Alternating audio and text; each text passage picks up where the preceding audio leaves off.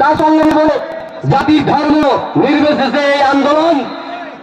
আমি বলি আমার ম্যানেজার হিন্দুদের, কিন্তু আমরা ভাই ভাই ভাইচারা রাখি, তাই কোন ব্যক্তিকে আঘাত দেওয়ার জন্য আমরা কথা বলবো না। সরকারের এই কালো আইনকে ভাঙচুর করে আইনকে প্রতিরোধ করার জন্য এই আন্দোলন। ধন্যবাদ। আর একটা জিনিস বলে নেই, আপনারা বসে পড়ুন, আপনাদের কাছে অনুরোধ, আপনারা বসুন বসুন, আসুন করে বসুন বসুন ভাই। আমরা শান্তিপ্রিয় লোক, কিন্তু আমরা এই আন্দোলন আজকেই শেষ নয়। আপনারা বসে পড়ুন, বসুন, আপনারা বসুন। তারপরে আমাদের বিভিন্ন বক্তারা আছেন, কথা বলবেন, আপনারা বসুন বসুন, আপনারা প্রত্যেকেই বসুন বসুন, আপনারা বসুন, আপনারা ধৈর্য সহকারে শুনুন। এই আন্দোলন আজকে শেষ নয়, এই আন্দোলন আমাদেরকে চালিয়ে যেতে হবে। বসে পড়ুন, আপনারা নিজের নিজের দায়িত্বে বসে পড়ুন।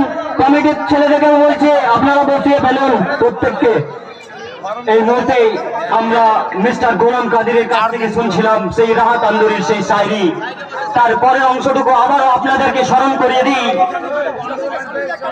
যে রাহাত আন্দোলন কলম করছেন এবং বলছেন सभी का खून है शामिल यहाँ के मिट्टी में, अरे सभी का खून है शामिल यहाँ के मिट्टी में, किसी के बाप का हिंदुस्तान थोड़ी है। अरे এই স্বাধীনতা সংগ্রামে, ভারতের স্বাধীনতা সংগ্রামে হিন্দু মুসলিম ভাই ভাই হয়ে লড়েছিল।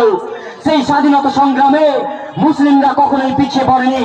এই স্বাধীনতা সংগ্রামে মুসলিমরাই প্রথমে এগিয়ে এসেছিল। তাই আমাদের এই আন্দোলন চালিয়ে যাব।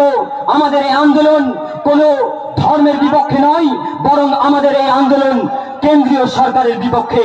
তাই আসুন আমরা সকলে মিলে হিন্দু মুসলিম ভাই ভাই হয়ে এই আইনের প্রতিবাদ করি, এই আইনকে প্রত্যাহার করি এবং আমাদের মুসলিম সংখ্যালঘু ভাইদের অধিকারকে ফিরিয়ে দিই। এরপরে আমি বক্তব্য দেওয়ার জন্য আপনাদের সামনে ডেকে নেব মোহাম্মদ আলী, জনাব মোহাম্মদ আলী সাহেবকে।